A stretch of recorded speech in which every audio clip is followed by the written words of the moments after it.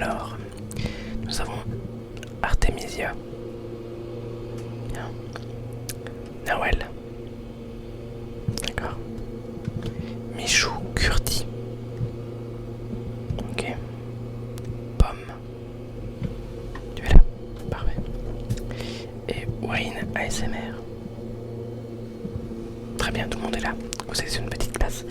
Alors, petite précision avant de commencer le cours. Je chuchote parce que bon, certains d'entre vous m'ont dit que le cours d'avant, vous aviez un peu mal à la tête en ressortant. Donc voilà, je vais essayer de faire ça le plus calme possible. Tranquille. Donc, le cours d'aujourd'hui, alors c'est un cours de littérature. Donc comme vous avez pu le voir dans le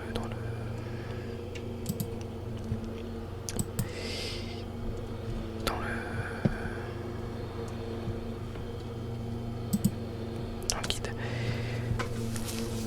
Alors, même si bon, la plupart des personnes vous feront un cours de littérature française, aujourd'hui j'ai décidé de faire un cours de littérature anglaise, mais vous verrez que il y a un petit rapport quand même avec la France. Donc voilà l'intitulé du cours. On va parler des années folles, donc des années 20. Voilà, des années 20 entre renouveau et folie. Donc bien sûr, ce petit cours, on aura d'abord une vraie partie cours. Voilà, je vous ferai un cours magistral. Et après une petite partie exercice d'un livre que je vous ai demandé de lire. D'un exercice que je vous ai donné la semaine dernière. Mais non, ça bon, vous devez l'avoir vu que vous étiez là la semaine dernière. Alors, le petit cours d'aujourd'hui portera donc tout d'abord, donc sur les années 20, on fera d'abord une toute petite contextualisation historique. Vous verrez, c'est simple, hein, pas beaucoup de dates à retenir. Ensuite, nous évoquerons la génération perdue, la Lost Generation, que vous avez dû déjà entrevoir avec le livre que je vous ai demandé de lire. Nous verrons donc quelques portraits de cette génération perdue, quelques œuvres aussi, et vous verrez que c'est un peu différent, que certains portraits ne se retrouvent pas forcément dans les œuvres. Et enfin nous verrons, pour clore cette partie, Paris et les Flappers, les Carson. Donc voilà, un petit aparté là-dessus. Et donc nous verrons après l'après année folle, donc de la folie, ce que chapitre que j'ai appelé de la folie à la dépression. Vous comprendrez pourquoi. Donc là, quelques images que nous allons voir. Je sais pas si vous les connaissez déjà, non? Bah, très bien, vous allez découvrir. Alors, une mini contextualisation historique avec 3-4 dates, hein, pas besoin de les apprendre par cœur, hein, mais c'est des dates plutôt logiques. Tout d'abord 1914-1918, Première Guerre mondiale, qui est un des gros problèmes, un des gros sujets de cette génération perdue, que j'évoquerai après, mais voilà, cette génération a été marquée complètement par cette première guerre. Certains ont même été marqués par la deuxième, pour ceux qui ne sont pas morts avant. Alors, en 1919, il y a le 18e amendement. Est-ce que quelqu'un sait à quoi il fait référence? Non? Oui. Oui, c'est presque ça. Alors, si je vous mets cette image-là, est-ce que ça vous dit quelque chose? Qu'est-ce que vous voyez? Oui, c'est une... Il se débarrasse de l'alcool, en fait, oui. C'est ce qui va amener à la fameuse prohibition, en fait. La vente et la consommation d'alcool est interdite. Et c'est de là que vont naître, par exemple, les bars clandestins qu'on appelle aussi les speak easy, dont nous aurons la joie de parler après en évoquant une des grandes œuvres de ces années folles. Ensuite, 1920, le président T. Woodrow Wilson accorde le droit de vote aux femmes, ce qui n'est pas rien, sachant que nous en France on est un peu en retard vu que le général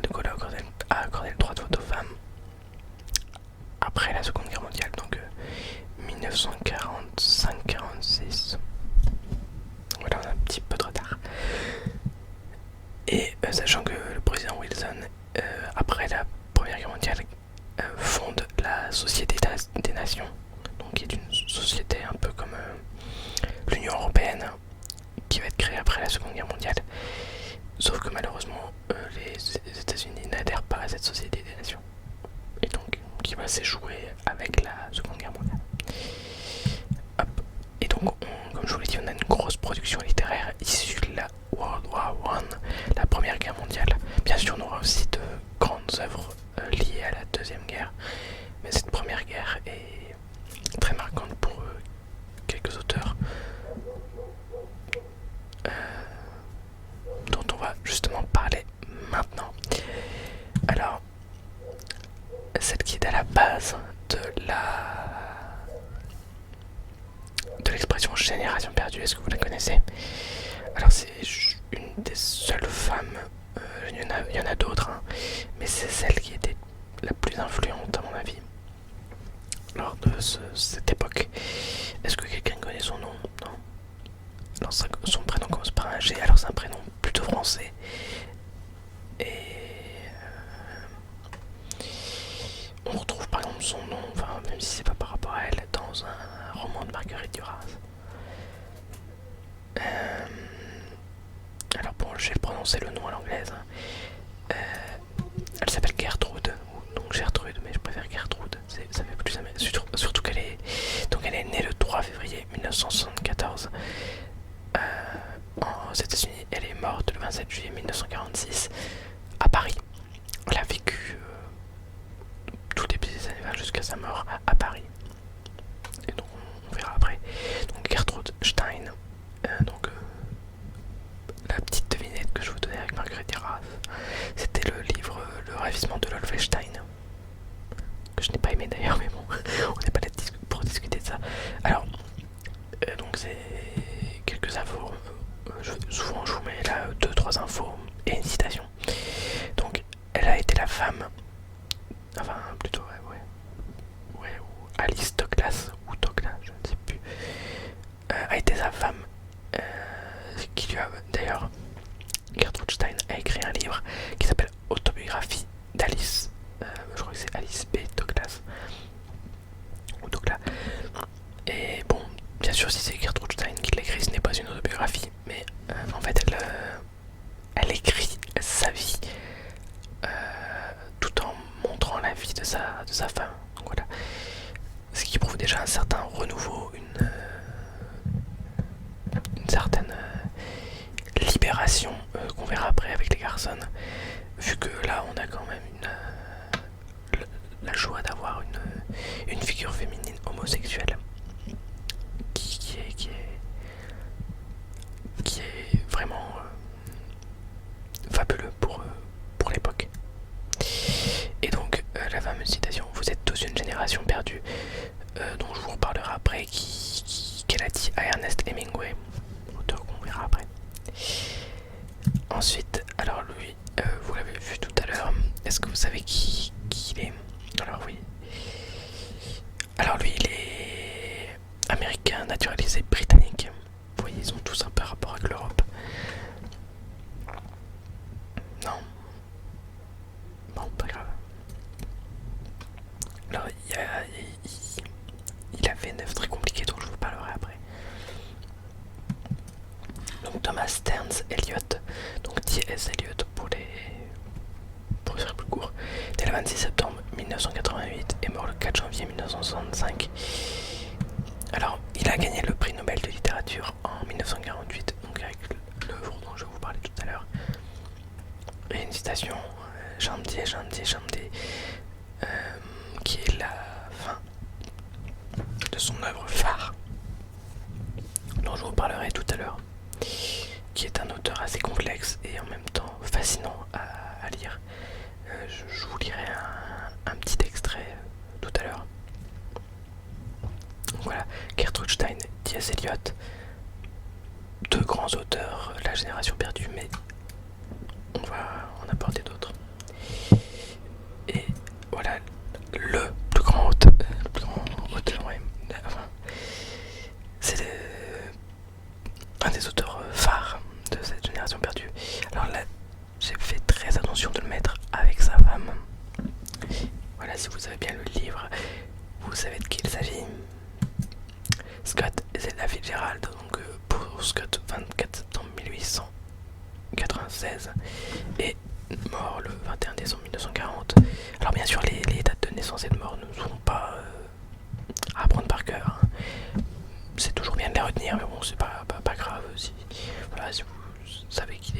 né en 1896 et qui est mort en 1940, c'est déjà très bien. Et pour elle, donc elle est née le 24 juillet 1900 et morte le 10 mars 1948 dans l'incendie du sanatorium d'Asheville. Et lui, il est mort à Hollywood. Bref, de toute façon, après, il y aura une petite partie court sur le couple Fitzgerald. Donc on va aller vite là-dessus, qu'on approfondira après. Donc ils se sont mariés en 1920. Scott, c'est le chef de file de la Lost Generation. Et donc une citation de Scott Fitzgerald: nous nous détruisons petit à petit. Pire encore, nous nous détruisons l'un l'autre. Nous verrons après que leur histoire d'amour est très compliquée, mais qu'elle offre aux deux auteurs, puisque bon, sa femme a aussi écrit des choses dont je parlerai après. Je préfère pas trop vous spoiler. Et donc cet amour tragique a nourri leurs œuvres. Et on verra que dans toutes les œuvres du couple, enfin en tout cas les romans, leur histoire est réécrite entre guillemets. Donc voilà. Ensuite, voilà le copain entre guillemets de Fitzgerald, alors que Zelda n'aimait pas. Voilà, bon, on les cite souvent à deux. Dont je vous ai parlé tout à l'heure. Voilà, c'est le fameux Ernest Hemingway, 21 juillet 1899, et il s'est suicidé à Ketchum, si je ne me trompe pas, le 2 juillet 1961. Alors, auteur qui a gagné. Alors, il y a beaucoup de prix Nobel. Donc, il a gagné le prix Nobel de littérature en 54 et le Pulitzer en 53 pour un roman dont je ne vous parlerai pas, puisque j'ai choisi d'en évoquer un autre. Donc, il a gagné de ça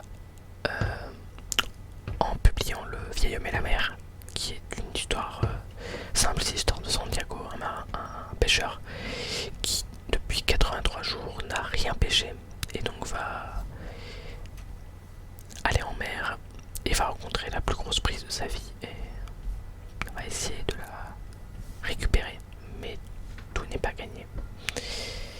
Donc voilà, c'est un magnifique roman assez court sur l'homme, la nature, la persévérance, le courage.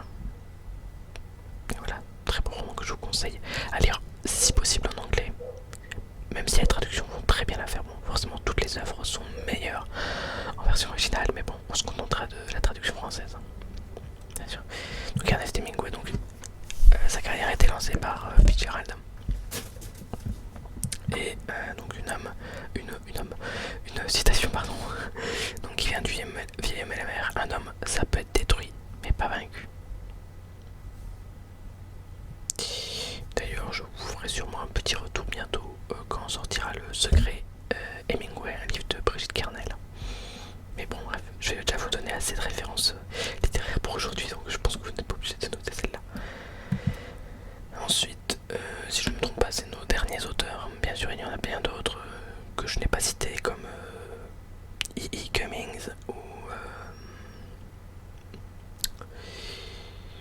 je ne sais plus. Bref, il y en a plein d'autres que je n'ai pas cités. Alors lui, il est un peu moins connu, même s'il a fait une grande œuvre dont je ne vous parlerai pas tout à l'heure. Il a fait une grande œuvre, une trilogie, je crois que ça s'appelle USA, avec La Grosse Galette, je me souviens plus des autres titres. Donc voilà, c'est John Dos Passos, 14 janvier 1996, 28 septembre 1970. Alors qui travaille avec le flux de conscience, donc CF James Joyce, dont on parlera après, en 1925 avec son livre Manhattan Transfer. Donc James Joyce, dont nous parlerons tout à l'heure. Alors pourquoi je n'ai pas le portrait de James Joyce ici? Parce que bon, il a été influent à Paris lors des années 20, mais bon, il n'est pas tant que ça. Voilà, c'est pas la génération perdue, ça se rapporte surtout, je crois, uniquement aux Américains qui sont venus en France, et en tout cas qui ont été marqués par la Première Guerre mondiale. Bien sûr, on peut citer d'autres auteurs, par exemple des auteurs français qui pourraient faire partie de la génération perdue, comme Louis Ferdinand Céline avec Le Voyage au bout de la nuit. Œuvre très spéciale, mais que je vous conseille d'ailleurs. Si, de toute façon, à mon avis, si vous êtes là,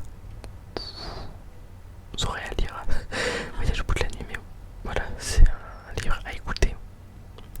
Si je peux vous conseiller d'ailleurs les lectures de Fabrice Lucchini, de Céline. Bref, je m'égare. Donc voilà, John Dos Passos qui utilise le flux de conscience comme le fera James Joyce, dont nous parlerons tout à l'heure. Et donc une citation, vous pouvez arracher l'homme du pays, mais vous ne pouvez pas arracher le pays du cœur de l'homme. Très belle citation, je trouve. Et enfin le dernier, auteur un peu plus chaotique, j'ai envie de dire, parce que bon, il a un peu mal fini. Ezra Pound, né le 30 octobre 1885 et mort le 1er novembre 1972. Alors malheureusement, ça a été un partisan du fascisme italien qui était pour Mussolini. Mais bon, ça n'enlève rien à son génie. Et qui a écrit les Cantos. Une grosse œuvre, très compliquée. Donc c'est une citation. Alors là, je l'ai ça en anglais parce que j'ai pas trouvé de traduction française. En tout cas, je n'ai pas le livre à la maison. Donc, The temple is holy because it is not for sale. Donc le temple est saint ou sacré parce qu'il n'est pas à vendre. Le temple, ça peut bien sûr faire référence à l'église ou au temple où on va se recueillir, à la mosquée, à la synagogue. Voilà, ce genre de temple. Et maintenant, nous allons évoquer quelques grandes œuvres. Voilà, vous doutez de quelle va être la première œuvre dont nous allons parler, forcément. Alors, comme je l'ai dit, certains auteurs que j'ai cités avant ne seront pas dans les œuvres. Et bon, mais de toute façon, je vous expliquerai tout. Et ça va être le moment de vous montrer les livres. Alors, tout d'abord, Gatsby le Magnifique. Voilà, The Great Gatsby en anglais, 1925. Francis Scott Fitzgerald. Alors, beaucoup de choses à dire dont nous reparlerons ensuite, mais bon, un énorme travail de composition. Je vous expliquerai ce qu'il en retourne après. Mais voilà, gros travail là-dessus. Différent, c'est énormément différent des œuvres précédentes de l'auteur. Ça aussi, on en reparlera après. Mais il y a de gros changements.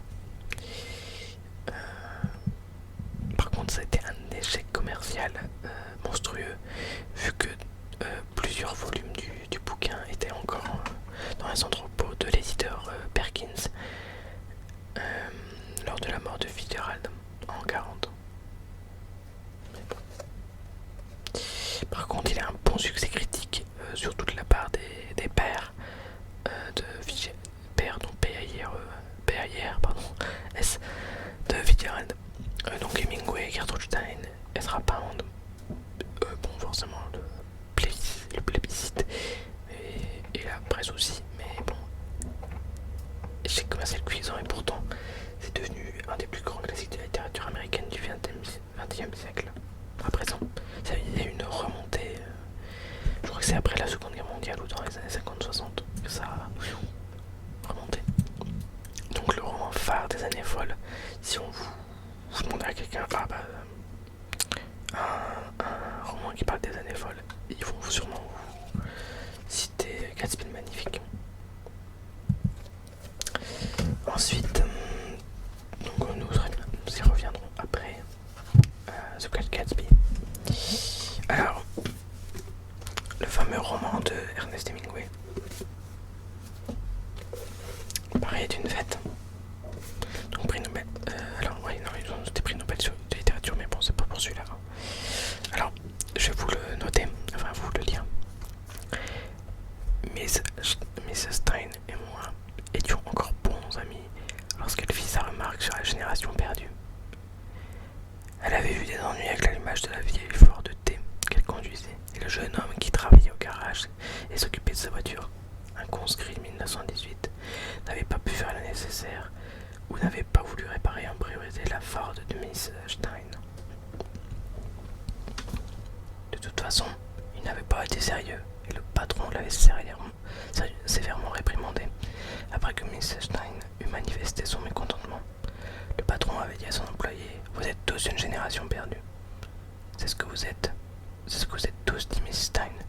Vous autres jeunes gens qui avez fait la guerre, vous êtes tous une génération perdue. » Cette nouvelle édition restitue pour la première fois le texte original d'Ernest Hemingway et nous fait découvrir de nombre de vignettes parisiennes restées inédites.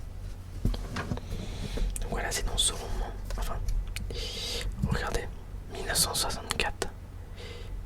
Sachant qu'Hemingway est mort avant. Comment expliquer ça? C'est un roman à titre posthume. Un publié à titre posthume. Donc il s'appelle en anglais A Movable Feast. Et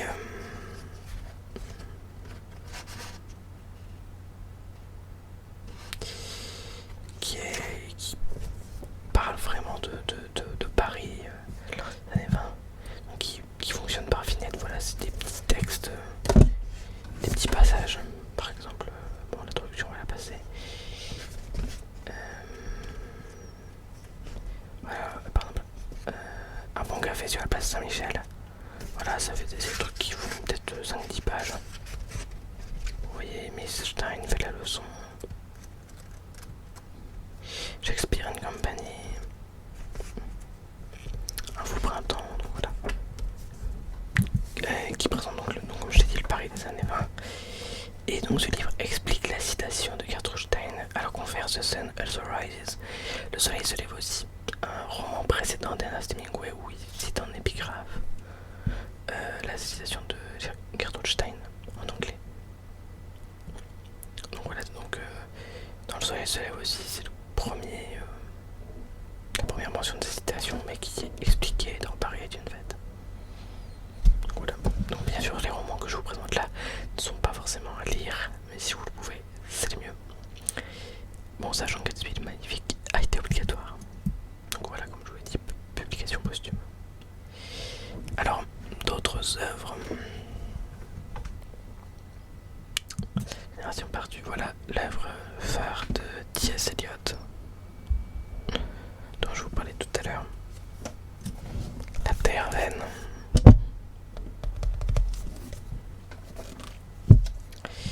Donc The Wasteland, écrite en 1922. Alors c'est un livre très complexe, je vais vous expliquer pourquoi. Avec beaucoup de références, Baudelaire par exemple, qui contient 5 parties et plusieurs langues: français, allemand, sanskrit. Et donc qui est dédicacé à Ezra Pound, donc ce qui montre l'influence de cet auteur chez les autres écrivains de la génération perdue. Alors je vais vous lire le 4e.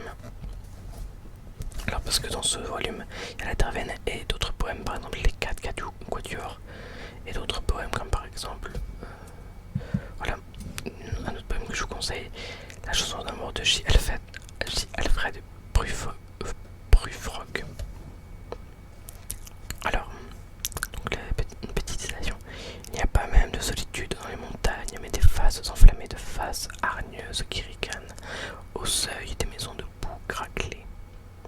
Ce volume, présenté dans une traduction de Pierre Léris, qui fait référence, se compose de plusieurs groupes de poèmes suivis de notes, certaines établies par T.S. Eliot lui-même.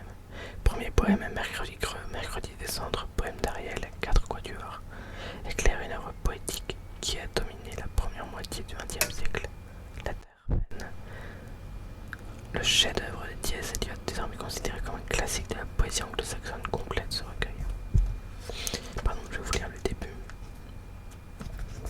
de la Terre-Vaine.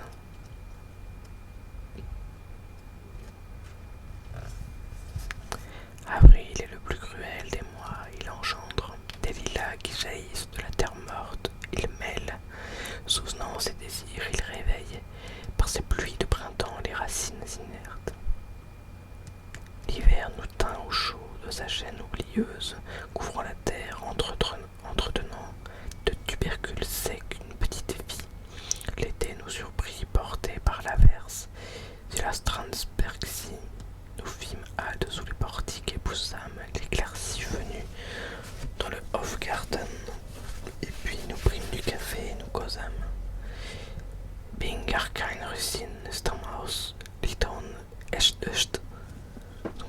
plusieurs langues. Il y a aussi du français.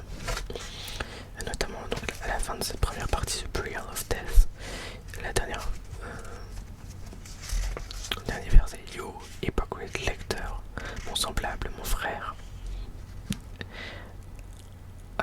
En référence donc au premier poème des Fleurs du Mal de Baudelaire.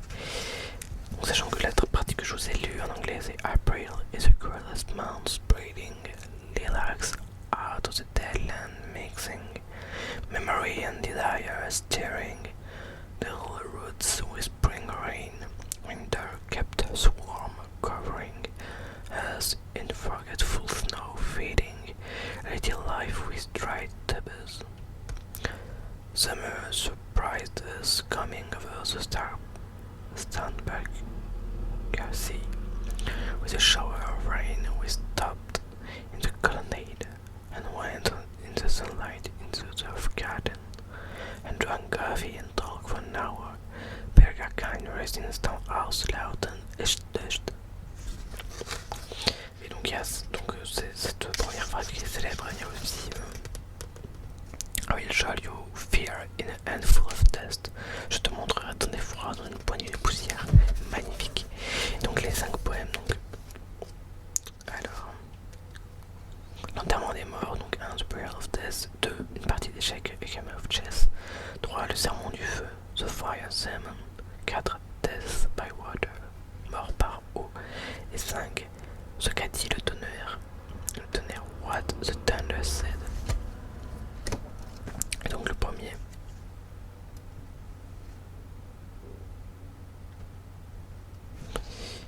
La dédicace, comme je vous l'ai dit, est Ezra Pound, comme vous pouvez le voir ici.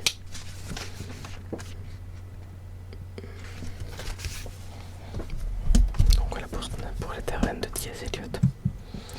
Ensuite, Le Monde est rond de Gertrude Stein. Donc The World is Round, écrit en 1939.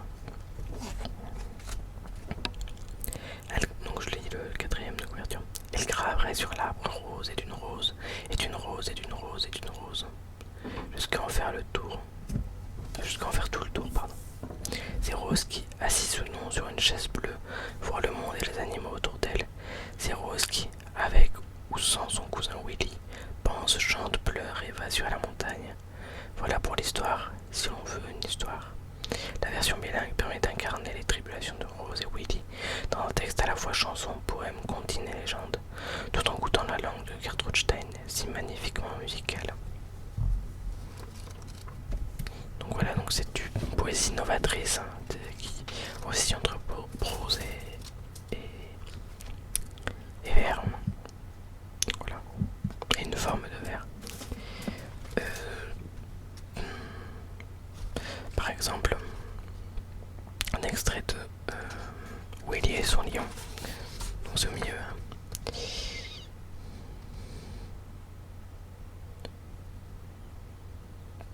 Willy was so exciting he almost stopped singing, but as soon as he saw his own lion again he began singing again, singing and singing. This was the song he sang. Round is around, lion and tigers, kangaroos and canaries abound. They are bound to be around. Why? Because the world is round. And they are always there. Any little dog is afraid of the air. Donc Willy était si passionné qu'il s'arrêta presque de chanter, mais aussitôt qu'il revit son lion, à lui il recommença à chanter et à chanter. Voici la chanson qu'il chanta. Tout autour en rond, lions et tigres et kangourous et canaris abondent. Ils sont destinés à tourner tout autour en rond. Pourquoi? Parce que le monde est rond. Et ils sont toujours là, n'importe quel petit chien a peur de là. Et ensuite, deux dernières œuvres, non la dernière pardon. La plus grosse et la plus compliquée de toutes. Un gros morceau, 1600 pages. Plus de 1600 pages. Il est énorme. Donc Ulysse de James Joyce. Alors, l'Iliade était écrite en 1920, en 1918 et 1920 qui était publié en entier en 1922. Donc, Ulysses de James Joyce. Alors, roman complexe, donc d'une part par le courant de pensée dont je vous ai parlé, qu'utilise John Dos Passos, et donc qui est utilisé dans ce roman. Et un roman complexe par exemple, ne serait-ce que le chapitre final. Oui, voilà, il y a 1300 pages, plus de 300 pages de notes. Alors attendez, Nausicaa. Alors, le dernier chapitre en fait est écrit sans aucun point.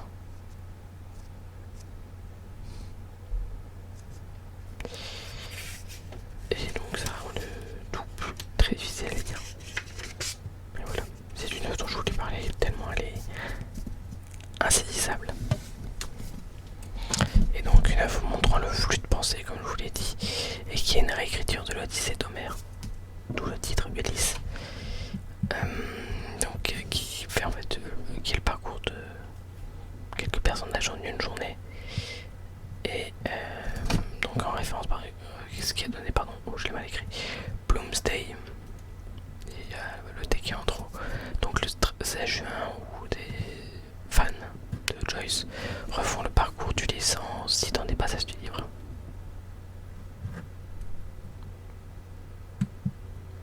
Donc voilà, et donc Joyce s'installe à Paris en 1920 sous les conseils d'Ezra Pound pour vous dire à quel point il a influencé ses auteurs.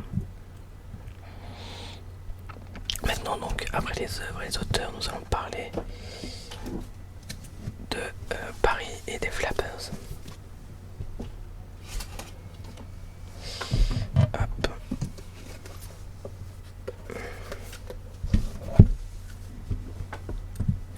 Donc Paris donc, qui est le lieu de rencontre par excellence de tous les artistes. Donc voilà par exemple là une photo où on peut voir Man Ray, Jean Cocteau, Ezra Pound,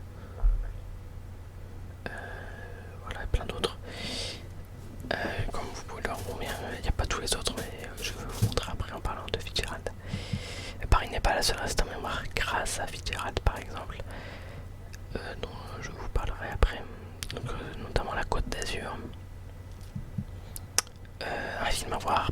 Alors, autre petit conseil entre Midnight in Paris, Minuit à Paris, de Woody Allen, qui parle bon, justement des auteurs des années 20. Très bon film de Woody Allen. Donc voilà, et une autre grande figure à part Paris, les Flappers, donc ce qu'on appelle les garçons. Alors là, c'est une peinture, une œuvre. Donc, Where There is Smoke, There is Fire, donc qui apparaît là dans votre édition. Donc de Russell Patterson, l'année 1920. Donc la personne ou Flapper. Alors, qu'on a déjà dans les Flappers and Philosophers, donc Garçon et philosophe de Scott Fitzgerald en 1920, qui est une forme d'émancipation de la femme par toute la mode et les accessoires, la coupe, les habits, les accessoires comme le porte-cigarette, la robe. Et donc, qui est une représentation de la femme qui va devenir la femme moderne, et donc qui montre une certaine volonté pour l'égalité des sexes. Donc là par exemple on a un exemple de Flapper avec Gilda Gray, mais j'aurais pu aussi par exemple citer Coco Chanel ou d'autres.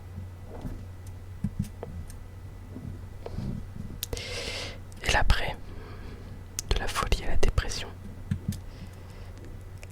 l'avait défini en 1929. Les jours noirs, les 3 jours noirs, jeudi 24, lundi 28 et mardi 29 octobre 1929. Donc le jeudi noir, lundi noir et mardi noir. Car a lieu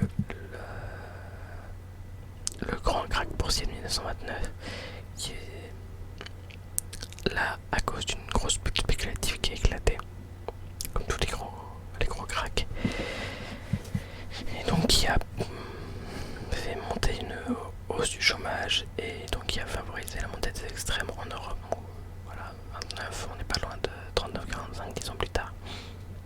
Seconde Guerre mondiale, donc avec Hitler, Mussolini, Franco. Et donc on passe des Roaring Twenties, des années folles, des années 20, des années rugissantes, à la Great Depression, la Grande Dépression. Alors, vous comprendrez voilà pourquoi j'ai mis la dépression à la folie à la dépression. Est-ce qu'on peut faire un petit parallèle avec Scott et Zelda Fitzgerald? Vu que les deux ont fini très mal en point, Zelda a fini internée dans un sanatorium parce qu'elle avait été diagnostiquée schizophrène et Scott est tombé dans une profonde dépression. Voilà. Et après la folie des années 20, des années 30 et voilà. Mais de toute façon on verra Scott et Zelda après. Donc il y a d'autres auteurs ont pris la relève. Donc le grand auteur de la Grande Dépression, c'est notamment John Steinbeck avec son roman qui a gagné le prix Nobel de littérature, encore une fois, Les raisins de la colère, The Grapes of Wrath. Mais bien sûr il y a plein d'autres romans qu'il a fait qui sont très bien, comme La Perle ou Des souris et des hommes, que je vous conseille d'abord pour commencer. Du Steinbeck, Des souris et des hommes, c'est très très bien. Et on a déjà une preuve de tout son talent littéraire. Et maintenant nous allons parler plus amplement donc de Gatsby et de son auteur et du couple Zelda et Scott. Donc tout d'abord, le livre est publié le 10 avril 1925. Alors il y a plusieurs titres proposés, donc rapport à l'épigraphe, vu que l'épigraphe du livre c'est coiffe-toi donc du chapeau d'or si ça doit l'éblouir. Si tu sais bondir comme un acrobate, fais-le devant elle. Qu'elle s'écrie enfin: oh, amant coiffé d'or, amant bon acrobate, tu dois être à moi. Thomas Park d'Invilliers. Alors, puisque bon, plusieurs titres ont été décidés par Fitzgerald, mais ils ont été refusés, comme Sur la route de Westag, Trimalcio, Gatsby au chapeau d'or, L'amant au pont d'acrobate. Mais il semblait trop léger à Fitzgerald. Et donc, l'auteur de l'épigraphe, Thomas Park d'Invilliers, est un personnage du premier roman de Fitzgerald, dont je vous parlerai tout de suite après. Donc, comme je vous l'ai dit, un gros échec commercial est différent des deux romans précédents.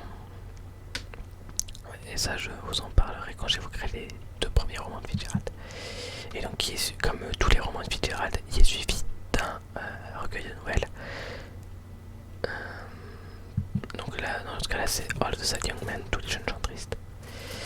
Et donc, qui est, en plus d'être un portrait de Fitzgerald, est un portrait de 1900, des années 1920, des années folles. Donc justement, en parlant du portrait de l'auteur, en voilà un. Scott et Zelda Fitzgerald. Donc je vous remets leur date de naissance. Alors, Fitzgerald a fait des études à Princeton. Et Zelda, Zelda Sayre, fils de juge, voilà, était considérée comme une des plus belles femmes de Montgomery en Alabama. Et comme le dit Fitzgerald, il a épousé l'héroïne de ses nouvelles. Ils ont tous les deux eu une fille et un seul enfant, Scotty, donc Frances Scott Fitzgerald, qui est né en 1921 et qui est morte en 1986. À lire aussi je pense que c'est une nouvelle, très court, La balade du rossignol roulant. Hop. Alors il n'est plus dispo en neuf, mais voilà, vous pouvez le trouver facilement en occasion. Voilà, un truc assez court où il parle d'un voyage en voiture pour gagner justement l'Alabama. Une mini odyssée. Et les dates clés, alors 1920, premier roman de Fitzgerald, et qui conclut au mariage de Scott et Zelda, L'envers du paradis, où justement le personnage principal, Amory Plain, rencontre Thomas Park d'Invilliers en faisant des études à Princeton. Mais voilà, il suit les déboires amoureux d'Amory en partie.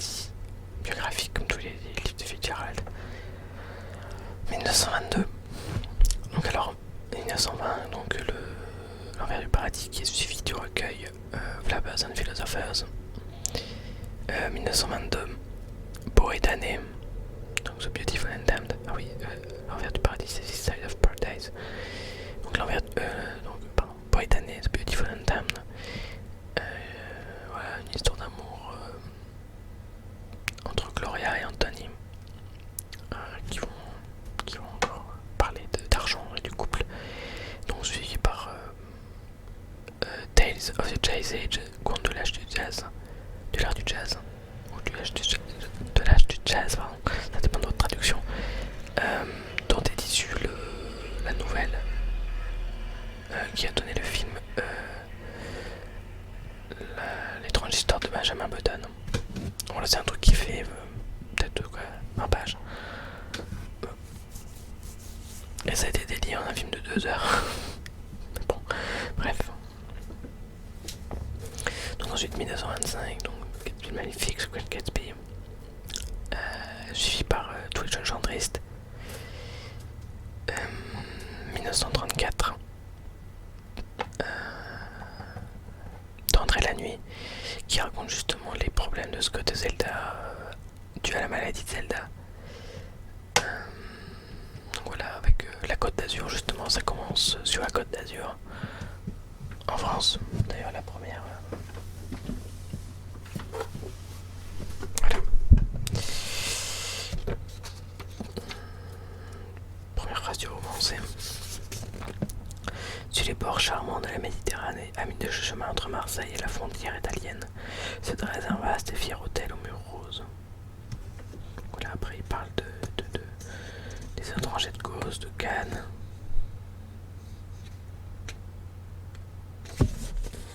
L'image de Cannes, les Alpes, la Provence.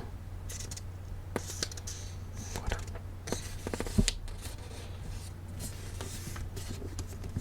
D'André la nuit, qui a été un énorme échec Fitzgerald.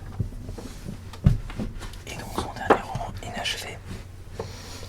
Donc D'André la nuit, Tender as a Night, qui vient bien sûr d'un poème de Keats, qui était je crois le poète ou un des poètes favoris de Fitzgerald. Donc l'Ode à un rossignol, Ode to Nightingale.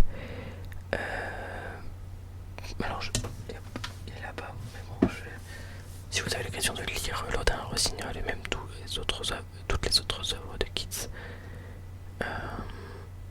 allez-y.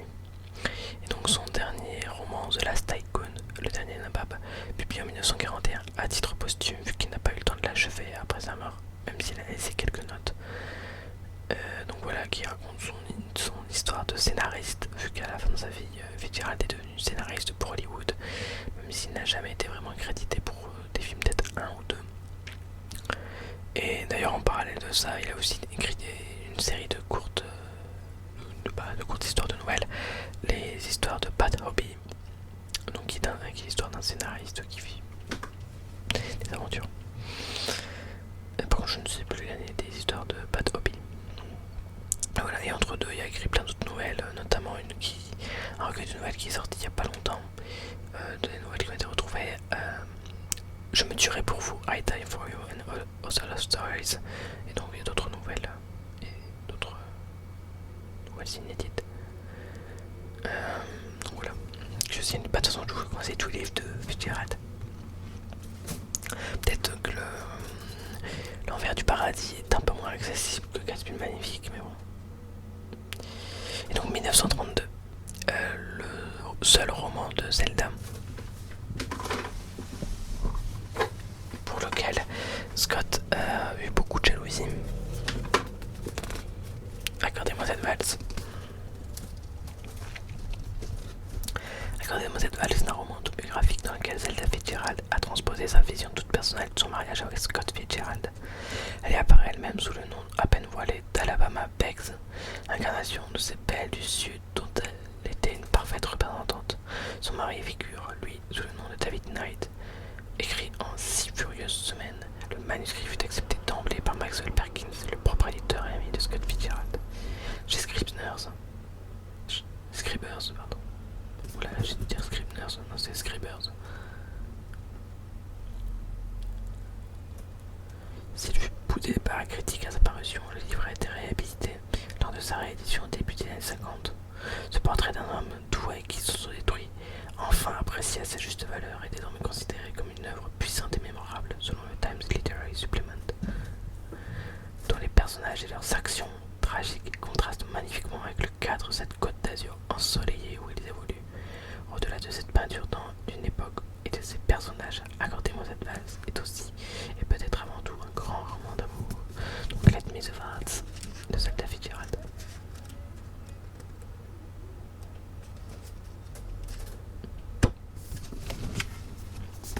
Et Zelda qui a aussi écrit quelques nouvelles.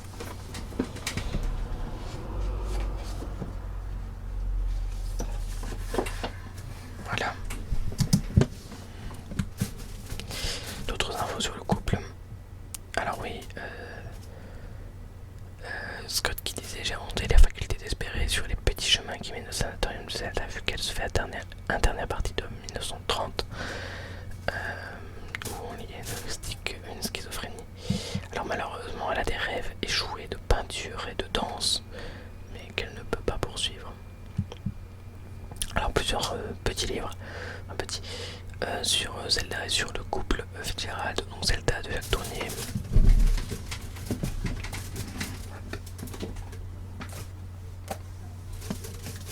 Et je prends le suivant. Donc Zelda de Jacques Tournier. En 1930, Zelda Fitzgerald, la belle de Montgomery, est admise dans un sanatorium. Malgré l'immense amour qu'elle porte à son illustre époux, le couple sombre, Zelda dans la folie, Scott dans l'alcool. Oui, qui a donné une grande dépression et un grand alcoolisme à Scott. Les extraits de leur correspondance transmise par leur fille viennent éclairer le récit du destin tragique et fascinant de ces deux icônes des années folles rattrapées par leurs démons. Elle est devenue folle et j'en suis passionnément amoureux. Donc voilà, et Jacques Tournier qui est notamment traducteur chez Le Livre de Poche de Tendre la Nuit et de Gatsby le Magnifique. Et La mort du papillon de Pietro Citati. Alors qu'il y a un auteur italien. Voilà, ce qui est bien, c'est qu'on a des photos.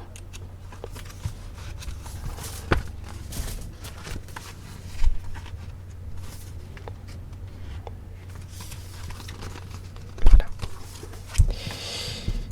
Et donc une petite biographie sympathique si vous voulez en apprendre plus sur le couple. Et donc une citation qui est connue de Fitzgerald dans Les Nuits Noires de l'âme, il est toujours 3h du matin, jour après jour, qui vient de La Fêlure, une nouvelle qui a écrite en 1940, il me semble. Non, je ne sais plus. Mais bref, voilà une vidéo de Scott Fitzgerald qui écrit à Paris.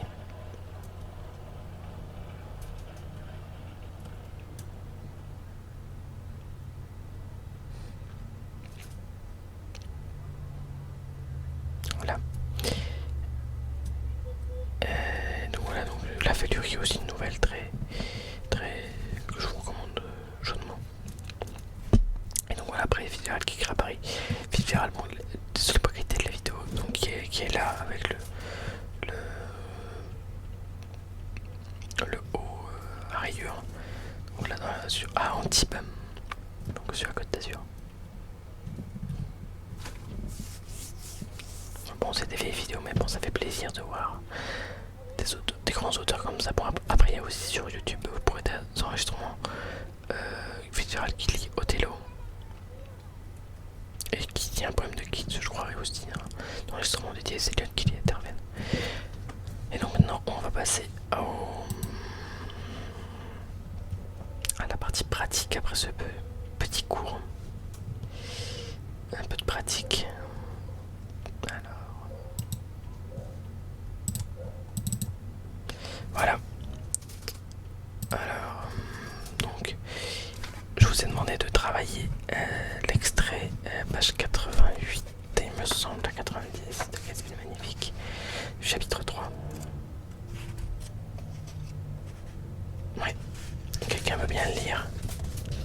Le petit extrait qui commence à je n'avais pas quitté Jordan Baker jusqu'à. Il choisit ces mots.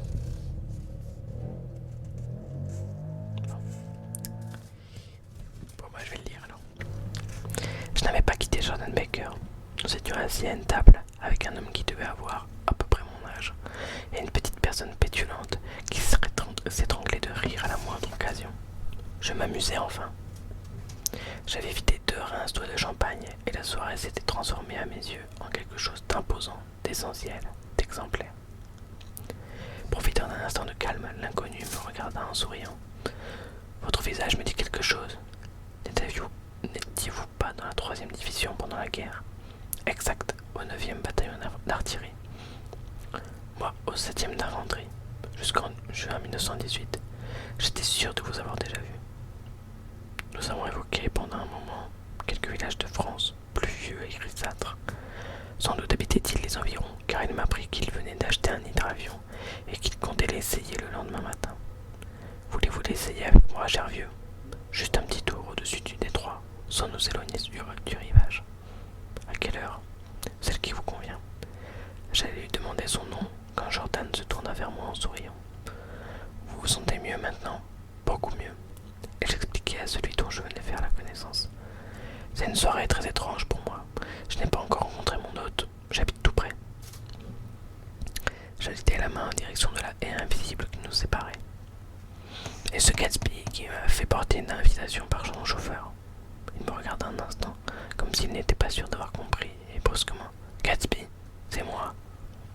Vous? Oh, je vous demande pardon. Je croyais que vous le saviez, cher vieux. J'ai l'impression d'être un bien mauvais maître de maison. Il me souriait avec une sorte de complicité qui allait au-delà de la complicité. L'un de ces sourires singuliers qu'on ne rencontre que 5 ou 6 fois dans une vie et qui vous rassure à jamais. Qui, après avoir jaugé, ou faim peut-être, de jauger le genre humain dans son ensemble, j'ai s'adresser à vous, poussé par un irrésistible préjugé favorable à votre égard, qui vous comprend dans la mesure exacte où vous souhaitez qu'on vous comprenne, qui croit en vous comme vous aimeriez croire en vous-même, qui vous assure que l'impression que vous donnez est celle que vous souhaitez donner, celle d'être meilleur de vous-même. Arrivé là, son sourire s'effaça, et je n'eus devant moi qu'un jeune homme encore jeune, dans les 30 à 32 ans, élégant mais rien balourd, dont le langage policé frisait parfois le ridicule. Avant même de savoir qui il était, j'avais été surpris du soin avec lequel il choisissait ces mots.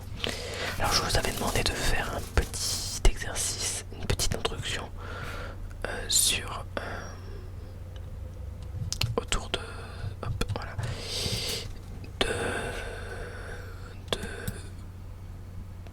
d'axes, une atmosphère de fête marquée par une certaine superficialité et le dévoilement progressif de Gatsby. Alors avant de voir la correction, alors je vous ai fait un petit la petite introduction plus une proposition enfin pas proposition de plan, mais je vous ai étoffé un peu le plan. Alors bien sûr il y a d'autres bonnes réponses, hein. Voilà, bah vous me donnerez personne ne veut lire, bon, écoute, vous me donnerez vos devoirs et je les corrigerai bien sûr, ce ne sera pas noté, hein, c'est juste un exercice d'entraînement. Donc moi personnellement, pas moi personnellement vu que c'est un pléonasme, personnellement j'ai proposé une proposition d'introduction. Dans son roman Gatsby le Magnifique, publié en 1925, Francis Scott Fitzgerald présente l'Amérique des années 20 empreinte de prohibition et d'insouciance. Dans le chapitre 3 de son œuvre, le narrateur Nick Carraway fait la rencontre de son voisin lors d'une fête qu'il a organisée. Ce dernier reste toutefois mystérieux. Comment cette scène, à l'atmosphère de fête, montre à la fois une certaine forme de superficialité, tout en donnant un dévoilement progressif du personnage de Gatsby.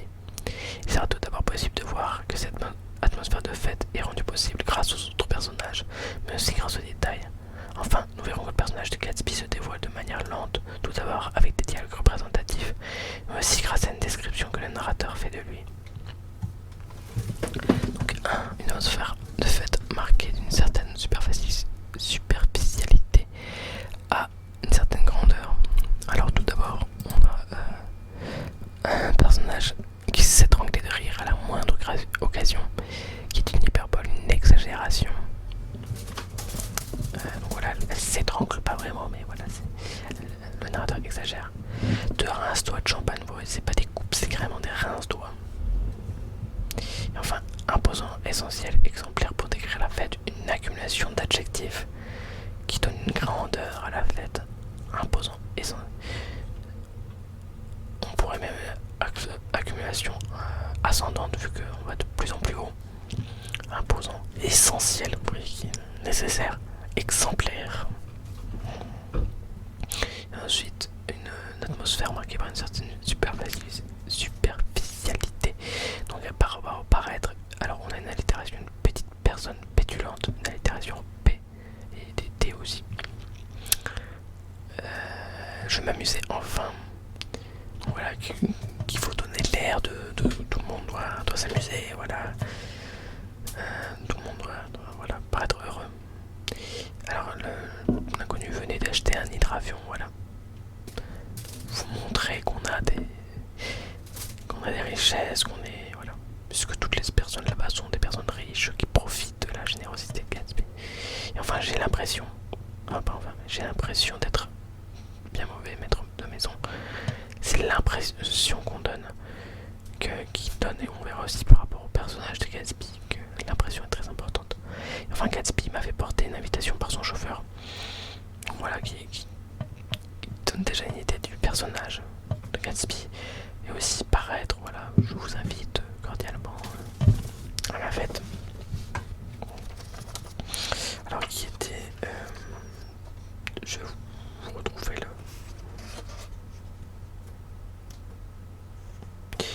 le passage, voilà, un passage un peu plus tôt, page 80. J'ai donc été officiellement invité officiellement entre guillemets, très tôt ce samedi matin, un chauffeur en livrée œuf de rouge-gorge a traversé ma blouse pour me remettre un pli étrangement cérémonieux de son patron, disant que ce serait un très grand honneur pour Gatsby si j'acceptais de me rendre à la petite fête qu'il tenait ce soir-là, qu'il m'avait aperçu de loin à plusieurs reprises, qu'il s'était toujours promis de me téléphoner, mais qu'un regrettable concours de circonstances l'en avait empêché jusqu'ici, et c'était signé d'un majestueux paraphe J. Gatsby. Donc justement en parlant de lui, maintenant on va voir un développement progressif de Gatsby. Donc d'abord avec des dialogues directs, ça se passe beaucoup avec des dialogues cette scène. Pendant la guerre, donc voilà, la marque laissée par la guerre. J'étais sûr de vous avoir déjà vu comme on l'avait avant, qui avait déjà vu de loin, sachant que Nick Carraway l'a aussi vu de loin à la fin du premier chapitre. Quelques visages de France pluvieux et grisâtres, l'importance de la France et la guerre mondiale. Sans doute habitait-il les environs, sans doute. Le doute, c'est toujours ce qui caractérise Gatsby. Cher vieux, la citation, enfin l'expression type de Gatsby, celle qui vous convient, on voit que Gatsby est un personnage qui fait selon les autres, qui ne veut pas froisser les gens, qui fait selon Nick. Gatsby m'a fait porter une invitation par son chauffeur, donc voilà, un personnage mystérieux qui ne vient pas lui-même. Gatsby, c'est moi, c'est lui qui révèle qui il est, et non pas le personnage qui le devine. Voilà. Et j'ai l'impression qui est très importante, c'est ce qu'il veut donner, l'impression qu'il veut donner. Vu que rappelons-le, Gatsby n'est pas un vrai riche, entre guillemets. Donc une présentation par le narrateur aussi. Après la présentation par les dialogues, on a la présentation faite par Nick. Donc l'inconnu me regarde en souriant, le sourire de Gatsby on a déjà là. Et aussi le fait que tout d'abord c'est un inconnu. Voilà, il est comme les autres personnages de la fête.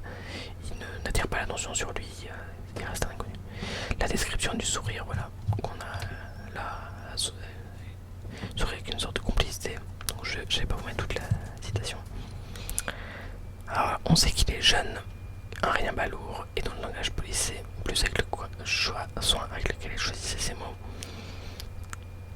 Donc voilà, un Gatsby est un personnage qui prend soin de ce qu'il dit, de comment il le dit. Donc voilà, avec un langage policé à la limite du ridicule. Et donc voilà, en conclusion, donc la parallèle entre l'être et le paraître. On voit les failles de Gatsby entre ce qu'il montre, ce qu'il dit et ce qui est visible. Le tout, le mystère du personnage. Donc voilà, il a l'air riche, beau, et pourtant il y rien ballot, rien langage policier qui ferait ça ridicule. Il fait des grandes fêtes pourtant. Voilà, il ne se présente pas tout de suite de premier abord. Voilà, une très belle introduction du personnage, mais bon. Donc voilà, bah, écoutez, je vois que je dépasse un peu le temps là. J'espère que ce petit coup vous a plu. Hein. Voilà, donc déposez-moi vos devoirs. Et écoutez, on se retrouve là très bientôt. Je ne sais pas encore ce que sera le prochain cours, mais surprise. Écoutez, je vous dis au revoir et passez une bonne journée.